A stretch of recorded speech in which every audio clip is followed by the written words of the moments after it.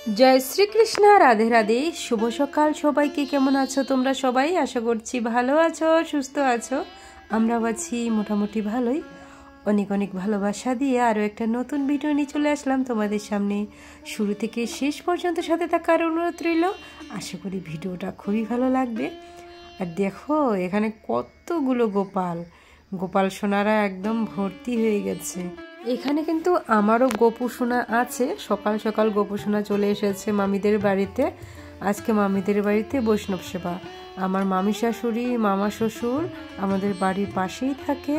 তো আমাদের মামা শ্বশুর মামি শাশুড়ি তো সারা বছরই নিরামিষ খায়, তোমরা অনেকেই জানো। এই যে ওইদিকে রান্না বাড়া শুরু হয়ে গিয়েছে। আর এদিকে কিন্তু নয়ন সোনাকেও নিয়ে এসেছি এখানে। সোনাও একটু দেখছে সবকিছু তাকিয়ে তাকিয়ে। দেখো কত খুশি দুষ্টুটা। কার্তিক মাস কিন্তু এখনো শেষ হয়নি, কারণ মামি ওরা বৈষ্ণব মতে একাদশীর দিন ধরে, মানে দুর্গাপূজার যে দশমী হয় তারপরের যে একাদশী সেদিন থেকেই নিয়ম মাস শুরু হয়। আর এই যে উত্তম একাদশীতে শেষ করে। আর গৃহস্থরা তো কার্তিক মাসের 1ম তারিখ থেকেই শুরু করে। তো আমার মায়ের কিন্তু নিয়ম মাস এখনো শেষ হয়নি, কিন্তু মামি ওরা আজকে ভেঙে ফেলবে। তাই আজকে মামিদের বাড়িতে বড় করে বৈষ্ণব সেবা হবে। এদিকে এদিকে কালো স্পট পড়ে গেছে, চামড়া ফেটে ফেটে গেছে, মানে ভালো করতে গিয়ে খারাপ হয়ে গেছে আর কি। তো কালকের থেকে আর ক্রিম বলো ওই এখানে লাগানো বলো কিছুই দিচ্ছি না, কারণ মুখের জ্বলনিতে একদম ভালো লাগছে না। এদিকে জ্বলে যাচ্ছে, এদিকে জ্বলে যাচ্ছে, চোখ বন্ধ করতে পারছি না, খুলতে পারছি না, হা করতে পারছি না, মানে খুব একটা খারাপ পরিস্থিতি। তো যাই হোক, কেন এরকম হলো জানি না। ডাক্তারকে বলেছিলাম যে আমার স্কিন কিন্তু কোনো কিছু শ্যুট করে না তেমন, তবুও এসব দিয়ে দিয়েছে। স্কিনের ডাক্তার, সে তো বুঝে শুনেই দিবে বলো। আর এদিকে সোনামাকে কিন্তু এখানে বসিয়ে রেখেছিলাম, বসিয়ে রেখে আনতে গিয়েছিলাম এই যে সোনামার জন্য দুধ, খাবারটা রেডি করব তাই। তো এসে দেখি এই যে শুয়ে পড়েছে। আর তার আগে এই যে বুড়োটাকে ঘুম পাড়িয়েছি, কারণ ওকে ঘুম না পাড়ালে তো একদমই আমি সোনামাকে খাওয়াতে পারবো না। আর আজকে হচ্ছে মামিদের বাড়িতে বৈষ্ণব সেবা। তো ওই বৈষ্ণব সেবার জন্য এখানে সবাই কাজে ব্যস্ত, আমার মাও গিয়েছে এখানে, তার জন্য আর কি। তো সোনামাকে এখন আমি খাইয়ে নিই, অনেকটাই দেরি হয়ে যাচ্ছে। তোমরা তো অনেকেই জানো ওই দিন আমি ডাক্তারের কাছে গিয়েছিলাম আমার যে মুখে কালো দাগগুলো হয়েছে সেগুলো দেখানোর জন্য। ডাক্তারবাবুকে কিন্তু আমি বলেছিলাম যে আমার মুখে কিন্তু তেমন কোনো ক্রিম শ্যুট করে না। তো ডাক্তারবাবু তবুও এই ক্রিমটা দিয়েছিল, ফেস ওয়াশ দিয়েছিল, সেগুলো মেখেই এই অবস্থা হয়েছে।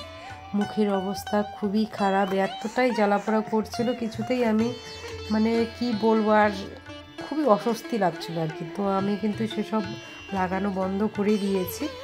ভালোর জন্য গিয়ে আমরা ডাক্তারের কাছে কেন যাই, ভালোর জন্যই তো যাই, তাই না? ভালোর জন্য গিয়ে আজকে খারাপ হয়ে গেছে, কে বা জানে এরকমটা হবে।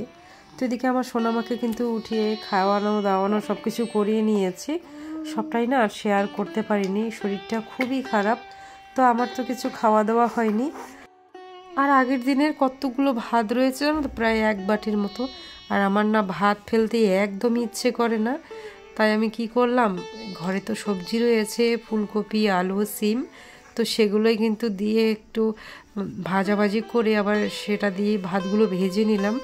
খেতে তো ভালোই লেগেছে, আমি খেয়েছি আর কি। আর এদিকে তাড়াতাড়ি করে রান্নাটা বসিয়ে দিয়েছি। এখনও কিন্তু খাইনি আমি, মানে ঠান্ডা হওয়ার জন্য রেখে দিয়েছি। তো এই যে রান্নাটা কমপ্লিট হয়ে গেলেই তারপর খাবো। আমাদের যতই নিমন্ত্রণ থাক না কেন, আমাদের বাড়িতে রান্না বাড়া একদম হতেই হবে। রান্না সে খাক আর না খাক। আর বলেছিলাম আজকে একদমই মাছ টাছ না আনতে, তবুও মাছ নিয়ে এসেছিল। তিনি এসেছে, কি আর করার, রান্না তো করে দিতেই হবে। আমরা তো দুপুরবেলা ওখানে প্রসাদই পাবো, তার জন্য আর কি বেশি কিছু রান্না করিনি। কিন্তু আমি শুধুমাত্র এই মাছের তরকারিটাই রান্না করেছি। আর আগের দিনের ডাল ছিল, অনেকটা খানিক ডাল ছিল, মসুর ডাল রান্না করেছিলাম, তো সেটাই কিন্তু রয়ে গেছে। তাই আমি কি করলাম জানো তো, সেই ডালটাকে একদম শুকনো শুকনো করে নিয়েছি। আর একটা জিনিস তোমাদেরকে দেখানো হয়নি, সেটা হলো মা সকালে কিন্তু কচু পাতা এনে ভর্তা করেছিল। আগের দিন যে তোমাদেরকে দেখিয়েছিলাম যে কচু পাতার ভর্তা বা ভাজা করেছিল, সেটা দেখে তো অনেকেই বলেছো যে কেন বললে কচু পাতার ভর্তা। আমার তো খুবই ভালো লাগে। তোমরা সবাই বলেছো যে কচু পাতার ভর্তা তো খুবই ভালো লাগে, তো সত্যি কথা বলতে আমারও কিন্তু খুব ভালো লাগে। তো সেই কচু পাতার ভর্তাও কিন্তু রয়েছে, সেটা দিয়েই খাওয়া হবে। আর ডাল শুকনা, ডালটা যেহেতু নিরামিষই রান্না করেছিলাম, আর তাই কিন্তু শাশুড়ি মাও সেটাও খেতে পারবে। আর দেখে মাছের তরকারির মধ্যে ঝোলটা তো দিয়ে দিয়েছি, তো এখন আমি বাইরে বসে খাচ্ছি। তো আমার এই বেলায় খাওয়া হচ্ছে সকালের খাওয়া। এই খাওয়া খেয়েই কিন্তু আমি আর খাবো না বাড়িতে, তারপরে একবারই বিকেলের দিকে প্রসাদ পেয়েছিলাম আর কি। দুষ্টু ও দুষ্টু দুষ্টু ও দুষ্টু দুষ্টু ছান দান হয়ে গেছে, দিদিভাইরও ছান হয়ে গেছে। দেখি সোনামার দিকে তাকাও তো, এই দেখো দেখো দিদিভাইরও ছান হয়ে গেছে, আমার দুষ্টুটারও ছান হয়ে গেছে। দেখো কেমন করে ধরছে ও দিদিভাইকে, ধরো দিদিভাইকে ধরো।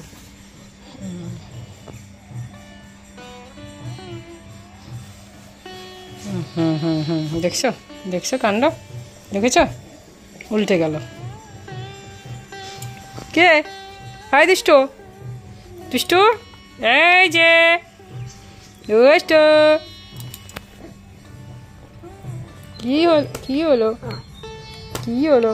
তোমরা তো আগের ভিডিওতে দেখেছোই নয়নসোনার কিন্তু জ্বর এসেছিল, পায়ে ইঞ্জেকশন দেওয়ার কারণে ব্যথা ছিল, আর তবুও কি দুষ্টুমি করছিল। আর দেখতে পাচ্ছ কি দুষ্টুমিটা, একদম দুষ্টুমি করতে করতে জ্বর ব্যথা সব কিছু জয় করে ফেলেছে। তো পিয়ালিকে বলেছিলাম এখানে একটু ভিডিও করে দিতে, আমি বাড়িতেই ছিলাম, পিয়ালি কিন্তু মোবাইলটা নিয়ে এসেছিল। আমি একদমই সময় পাচ্ছিলাম না, দুইজনকে একা একা সামলাতে হচ্ছিল, তার জন্যই আর কি। তো এদিকে কিন্তু কীর্তন হচ্ছিলই, এদিকে রান্নাবাড়া সব কিছু হচ্ছিলই। তো আমি এসেছি অনেকক্ষণ পরে, দুই সোনাকে সামলাতে হবে, তারপর তো আসবো, তাই না? বাড়িরও আরও অনেক টুকিটাকি কাজকর্ম থাকে, আর আমার মা কিন্তু সেই সকাল থেকে এখানেই আছে, ওই কোনো দরকার পড়লে যাচ্ছে আর কি। আমি যখন ভয়েসটা দিচ্ছি নয়নসোনা কিন্তু যাক না, তো নয়নসোনাকে রেখে বা কোথায় গিয়ে আমি ভয়েসটা দেবো বলো? ওকে আমি কত করে সামলাচ্ছি যে নয়নসোনা একটু চুপ করে থাকো না, একটু দুষ্টুমি করো না সোনা, কথা বলে না, একটু ধমকাচ্ছি, তবু কিন্তু ও কিছুতেই মানছে না। ও লাফা ঝাপা একদম কথাবার্তা সব কিছু চলতেই আছে, তোমরা হয়তো মাঝে মাঝে শুনতেই পাবে। অনেক কয়েকবার কিন্তু কেটে কুটে দিলাম, আর কতবারই বা কাটবো বলো, এত জোরে জোরে চিল্লাচ্ছে, কথা বলছে। তাই তোমরা কিছু মনে করো না প্লিজ, একদমই আমাকে একটু ক্ষমা করে দিও, নাহলে আমি ভিডিও দিতেই পারবো না। আর এখন এই যে দেখো বিকেল হয়ে আছে, নয়নসোনাকে নিয়ে এখন চলে এসেছি একটু মামিদের এখানে। আর সোনামা কিন্তু খেয়ে দিয়ে বাবুর কাছে রয়েছে, সোনামার বাবু রয়েছে, তো তাই আমি আবার নয়নসোনাকে নিয়ে চলে আসলাম এখানে, একটু প্রসাদ খেয়ে দিয়ে তারপর চলে যাব বাড়িতে। এখন তোমাদের কাছে একটা কথা বলি, অনেকেই নতুন বন্ধু আসছো, নতুন নতুন যারা ইউটিউব চ্যানেল খুলেছে তারা আসছো, ভিডিওর মধ্যে স্প্যাম কমেন্ট করছো। তোমরা হয়তো অনেকেই জানো না যে কোনটা কমিউনিটি গাইডলাইন্সের বাইরে, কোনটা সঠিক কমেন্ট করতে হবে, কিভাবে করতে হবে। অনেকেই বলছো সাবস্ক্রাইব করলাম, নিমন্ত্রণ দিচ্ছ, তো আমি জানি তোমরা এই পর্যন্ত কেউই দেখো না যারা যারা নতুন আসো, তবুও যদি দেখে থাকো তাহলে তোমাদের কাছে অনুরোধ করছি, তোমরা প্লিজ দয়া করে এইভাবে, আমার চ্যানেলটা এমনি ডাউন হয়ে গেছে, আর বেশি ডাউন করো না। তোমরা এরকম করে কথা বললে আমি তো এমনিতেও যেতে পারবো না, কারণ আমার সেই সময়টা নেই। যে কয়জনের মধ্যে আমি আছি তাদের মধ্যেই আমি থাকতে চাই, বেশি মানুষের কাছে আমি যেতে পারবো না, সেটা সম্ভবও না। কারণ এতজনের কাছে যাওয়া সেটা আমার ক্যাপাসিটি নেই, কারণ আমার নেট প্যাক খুবই সীমিত, 2 GB মাত্র থাকে, তার মধ্যে আমার নিজের ভিডিও দিতে হয়, আর আমার প্রিয় মানুষদের ভিডিও দেখতে হয়। তো যাই হোক, বেশি কথা আর বলছি না, আজকের ভিডিওটা এখানেই শেষ করছি। দেখা হবে পরের কোনো ভিডিওতে, ততক্ষণে তোমরা সবাই ভালো থেকো, সুস্থ থেকো, সাবধানে থেকো, আর আমার দুই সোনার জন্য একটু প্রার্থনা করো। হরে কৃষ্ণ হরে বল।